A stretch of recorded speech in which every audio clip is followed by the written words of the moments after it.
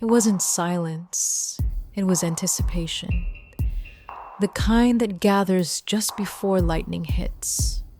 Every step I took sent out a sharp click from my heels, the sound bouncing off the high marble walls like a challenge. I felt it in my bones. This place remembered me. But had it forgiven me? I moved carefully, each footfall intentional, listening to the echo. I scanned the hallway, but I already sensed her before I saw her. Naira. The air told me she was close, tight with tension, expectation, maybe even fear. And then there she was. She walked toward me with that hesitant confidence I remembered so well, like someone unsure whether they were about to meet a ghost or a reckoning. Her eyes flicked across me, landing on my folded arms, my leaned back posture against the wall, my steady gaze. But beneath it all, I saw her heart flutter. She didn't know if this was relief or dread. "You're back?" she asked me, and the words hung awkwardly in the air. She gave a smile, but it sat wrong on her face, like she wasn't sure whether it was allowed. "I am," I said, simply. The silence that followed wasn't empty, it was loaded. She shifted her weight, fidgeted, clearly unsure how to stand in front of me now. I mean, I didn't think they'd let you come back. Not after what happened, you know? I nodded slowly. Neither did I. I kept my voice even, quiet, as if holding something back, or maybe offering nothing at all. I stood still, hands folded in front of me. I had learned to let the storm rage behind my ribs while the world saw only calm. She let out a small laugh, nervous and uncertain. That's great. For you. I mean, really. I didn't smile. And before we had to sit in that strange, trembling space between us any longer, I heard the sharp tap of heels against the gallery's polished floor. Catherine, of course. She entered like she owned the air itself, commanding, silent, precise. Her gaze landed on me immediately, skipping over Naira like she didn't even register. "Sophia," she said with that steel-threaded voice, "there's a room that needs to be restricted. Invitation only. Handle it." I nodded, just that. Understood.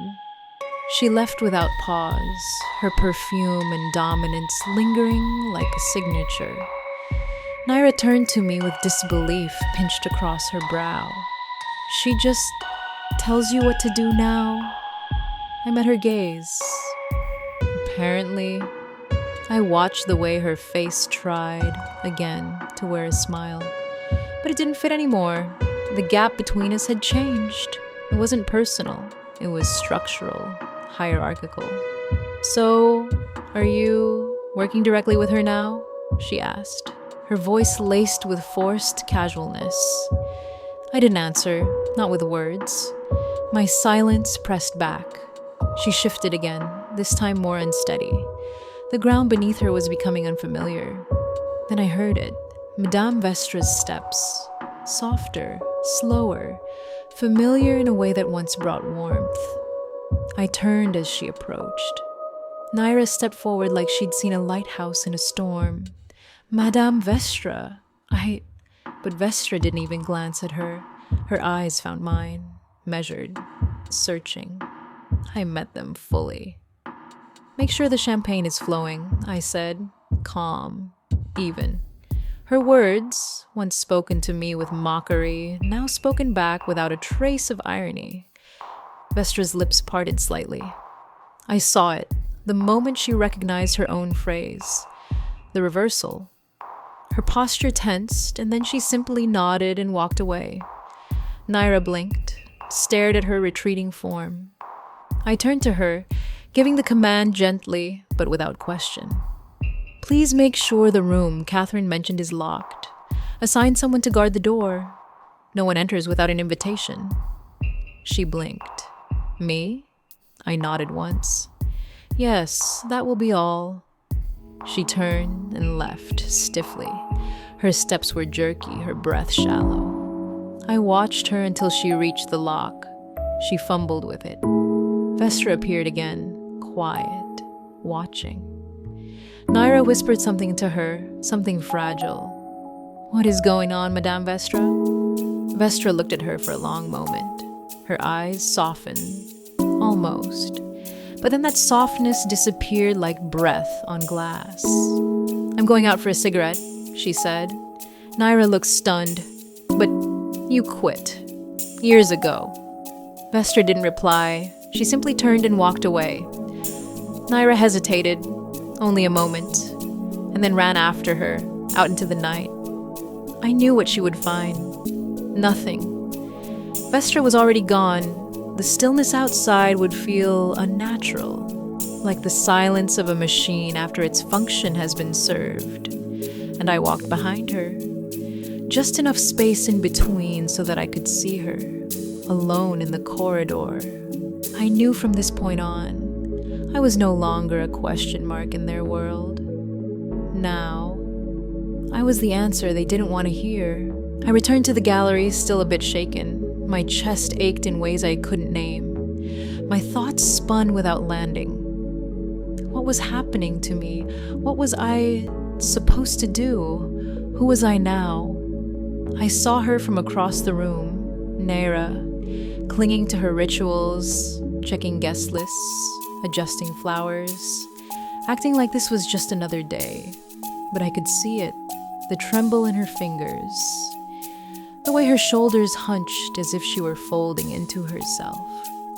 She was unraveling. Catherine stepped beside me. She always appeared just when my thoughts were loudest. "You see her distress," she said. I didn't respond. "That's the first step," she continued. "True leaders don't miss it, and you didn't." I glanced at her. She looks lost. She is, and she'll stay that way unless you give her something to hold. I turned fully toward her. What does she need? First, security. She must feel safe. Second, confirmation that what we promise is real. I'll handle the second. You start with the first. I nodded slowly. My pulse thudded against my throat. I crossed the room to where Naira was fussing with placement cards, like they might keep the world from falling apart. "Naira," I said gently. She looked up, startled. There was fear in her eyes. "Come, sit with me." We moved to a bench near the hallway. I sat close, closer than before, our shoulders brushing. I placed my arm along the backrest, then let it settle gently around her. She flinched, but she didn't pull away. "I know this feels like the ground is shifting beneath you," I said softly. "I know what that's like, but you don't have to be afraid. You're safe, you're needed by me." She turned toward me, eyes glossy with something unspoken. "You mean that?" she whispered. I smiled, one that came from somewhere honest inside me. "I wouldn't lie to you. You matter to me. You always have."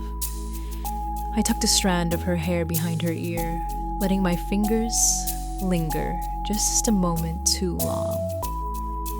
She leaned in slightly, drawn to the warmth, the certainty. And then Catherine's voice broke the moment. "You can trust her, Naira. You can trust Sophia. And you can trust the movement." That word hung between us like a question mark on fire. Naira blinked, slowly turned back to me. "You're in the movement?" The world slowed. My body didn't move, but everything inside me froze. I didn't know what to say. Catherine stepped in. "Yes," she said, smoothly. "She is. But we can't tell you more. Not yet." Naira sat still, then exhaled, deep, heavy, and rose. "Okay."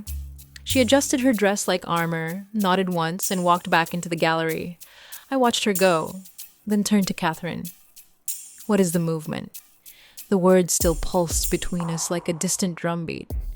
I opened my mouth to ask again, But Catherine's hand gently touched my elbow. "Come with me," she said. So I followed.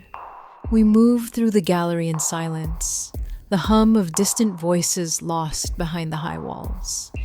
Catherine led me to the locked room. Naira was still nearby, standing guard, doing what she was told, posture stiff with uncertainty. "Naira," Catherine said, "could you let us in?" Naira nodded and unlocked the door. She didn't ask what was inside. She didn't even meet my eyes. She just held the door open, and as it clicked shut behind us, I felt the air change. The room was dim, lit only by the soft amber glow of overhead lights. And at the center, it waited. My breath caught. There it was,